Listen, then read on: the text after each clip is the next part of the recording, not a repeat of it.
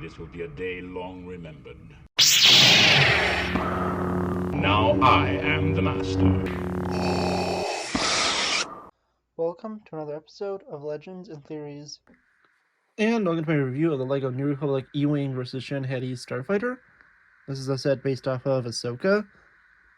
It includes an incredible E-Wing build and Shin Hati's fighter. Even if you're not a fan of Ahsoka and you're a Legends fan, I would definitely recommend getting this since the E-Wing is a Legends ship. But let's go straight into it, starting with the figures. Our first figure is Captain Porter, and he's a pretty cool figure. He has his helmet with the goggles on one side. Pretty simple acting pilot-like flight suit. He also has a backside head printing without his gear on, although you could sort of see the chin strap through the hairline. You do get a face for him being unmasked, and of course could have it on like this, or even just have the helmet on without his goggles being down, which is a nice little inclusion. But of course, of all of them, he is definitely the weakest, well, second weakest figure, with the weakest being this just kind of basic astromech droid, although it is in a kind of unique color scheme with the yellow legs and the bright blue and yellow body. It's a nice figure, but nothing too special about it. Moving on to the actual figures that would be desirable from the set, especially if you're a fan of Ahsoka.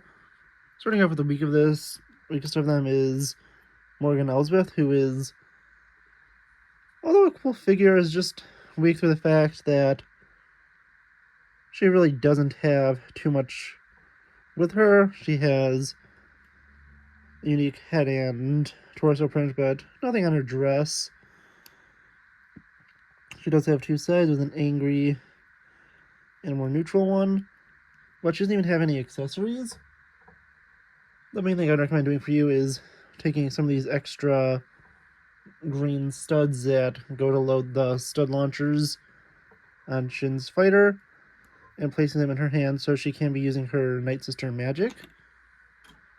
And I think that's probably the best thing you could do to upgrade her, since I don't think they do the Power Blast or the accessory pieces that go like with mostly superhero sets in a green color, at least yet, which I think would have been the best accessories to have for her, with her being a Night Sister.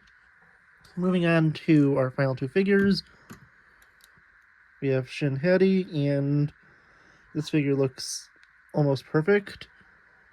And the main problem is the fact that she has a red lightsaber instead of an orange one.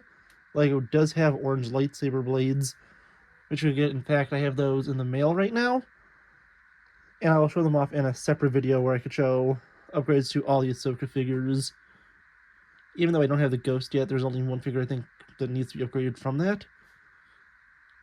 And I do have a version of that figure, so I'll be showing that off probably around maybe when episode 8 comes out. Plus I might get the Ghost by that point, but yeah, she has her Padawan brain on there, right on there. Her neutral and angry expression. The backside looks cool, and she has the silver arms. But going to my favorite of them, we have Baylan Skoll, played by, obviously, the late Ray Stevenson, and he's been one of my favorite characters for the show. Also, I will put in a spoiler warning for this point because I completely forgot to at the beginning, but I will be talking about plot details from the first 4 episodes of Ahsoka, so I definitely recommend not watching if you haven't been caught up, because those plot details will start now. And Baylan is an incredible character in this show, incredibly well played, and episode 4 definitely sold me on him. He was incredible when he fought Ahsoka, and as far as we know, killed her to possibly kill her, sending her to the world between worlds, but yeah, honestly, this figure looks truly incredible. I think it has the exact same leg printing as Palpatine, and a pretty cool dark armor. I know it looks kind of hard to see the details in it as I'm looking through the camera, but it does have small little details. Again, he has silver arms and some nice details at the back. He has a more angry expression on the back side, more frown on the front, and again, he does need the orange lightsaber, which I do have coming in the mail, but I currently can't show that off yet. And the video showing off all the upgrades will be out in probably on the day episode 8 or the day after episode 8 releases. So something around then.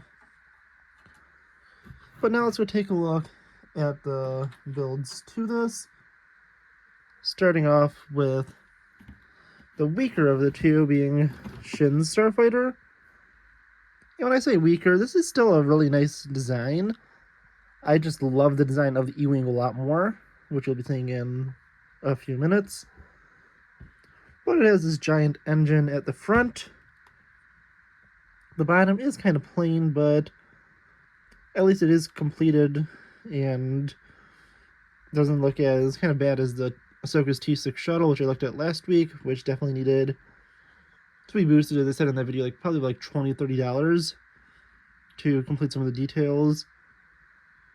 Well, so it looks nice from the bottom, even though it doesn't fully intend to be seen from the bottom. It has some really nice details across it with these stickers and the nice yellow details leading up to the cockpit, which you can go and take Shin, moving her lightsaber. You can place her in where both of these have not really a way to have them sit up fully, but it's more meant for them to lay down. Placing her in, you can also pop up the back side and place her lightsaber in. Although it is, a little flimsy because it's just on this clip attached to one of those ones that has a stud popping out in the middle. But if you close it up, you can also open this area for storage. And there's a blaster pistol, and you could probably place a few other things in there if you want. And that's probably where I'll be storing the 2 red blades to the lightsabers when I get the orange ones. But yeah, closing that up, you get some really nice details. It does have a really sturdy build, and yeah, honestly, it's nice, but as I said, not my favorite. Honestly, the E-Wing might be one of my favorite ship designs for LEGO, because I think it not only captures it really well, but I think that it gives you not only really nice details, but also one of if not the best landing gears ever implemented into a Star Wars set. Since that's really the only one that has landing gear in it, but isn't some other ones, but of all the sets I think I have at least, this one has the best landing gear built into it, which I'll be showing off soon. But first, you can see the top of it. The wings are locked into place like they are on the E-Wing. And if you look around at it, you see the stud shooters are kind of hidden at the side, which is a nice little detail. You can remove them pretty easily if you want. You can really do that on either one. Even on Shins, you can just pop them out if you don't want them to be there, which I think is a nice little detail. And the cockpit can open. It does give you the ability to take this out, and you can take Captain Porter, remove his blaster pistol, and place it inside. You can also do that with his hairpiece, and then before putting him in, because although you could do it, it's a lot easier to just do it from the outside. You could take him and it actually is you have to do have to wiggle it in a little bit, especially if you have the hairpiece down there. You have to make sure it fits in, which it can. You just have to make sure you do it correctly.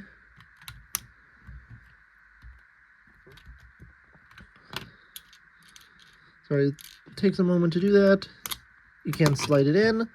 Just make sure the hair has the hollow side facing up. You can place him inside the fighter, close it up, have him inside. There is a section for his droid to go in, and if I grab him from behind, pop his head into the correct position for him in flight, since it's a lot harder to do when it's farther away from my body, so I get a little more leverage and look at it. You can take a look at what it looks like in flight mode. It has two big engines that pop through the wings. Going to the side, you can take a look at how the droid fits in. Oh, you just pop out a little bit so it looks cool. Backside gives you a nice view.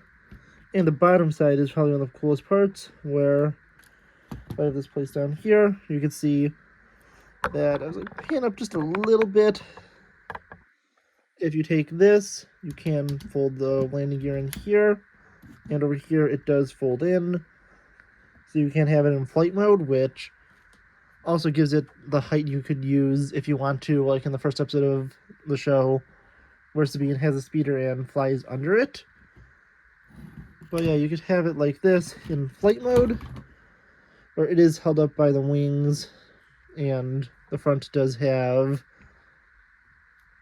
well, it's not really touching the ground, but still, I think that's a really, really nice detail, and is a cool inclusion. But as I said, you could take this, pop the wings back out, and have it be landed.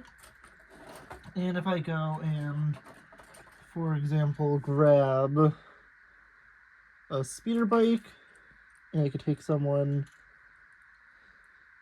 and put them on, just doing this in the background. You can have it go under, or they kind of slide to the side and go under it. Obviously, it shouldn't pop off, but it's just the angle they hit on. And you can have it go, under the ship, and it almost perfectly fits. Obviously, it's not supposed to be this speeder specifically, but they could easily make a speeder that is, in scale to just barely go under it. Which would be honestly a really cool, just inclusion and maybe a cool, small set they could make. Or you can make on your own. But yeah, honestly, this set is truly incredible. As I said, a few things that it could be fixed, like the lightsaber colors being changed. But yeah, honestly, I think it's also really nice that it is including just, a little bit more. Since there is a similar set for, I believe, $10 less, which is the one I looked at, I believe, about a month ago, which was the TIE Interceptor versus Fang Fighter, which only came with 4 minifigures, being the Mandalorian, a Mandalorian pilot, TIE pilot, and an astromech droid. And so I said this just includes one extra figure for the price range, and includes just some great figures. It gives you, if you get this and the Ahsoka set, all the major characters from Ahsoka. And Hera hasn't had that big of a role so far, so it could change with the next 4 episodes, but I especially expect that tonight's episode will not be seeing Hera or Sabine in it for most of the episode, since it seems that it will be Anakin and Ahsoka in the World Between Worlds. But honestly, I do want to know what you think about this. Do you like this set? Do you not? And which one's your favorite build? As I said, mine's the E-Wing, which I think is one of, if not the best, builds for a Starfighter I've ever seen, which I think just really helps with it. There are other X-Wings and stuff that do look nice, but I think that it's, as just a Starfighter captures it not only really well, but also gives you that really nice landing gear feature. And yeah, as I said, I love this set. I want to know what you think. Please let me know in the comments. And also in the next episode of Legends and Theories. Thank you for watching this episode of Legends and Theories. Please subscribe, like the video, share the video, leave a comment, check out the video on screen, and may the Force be with you.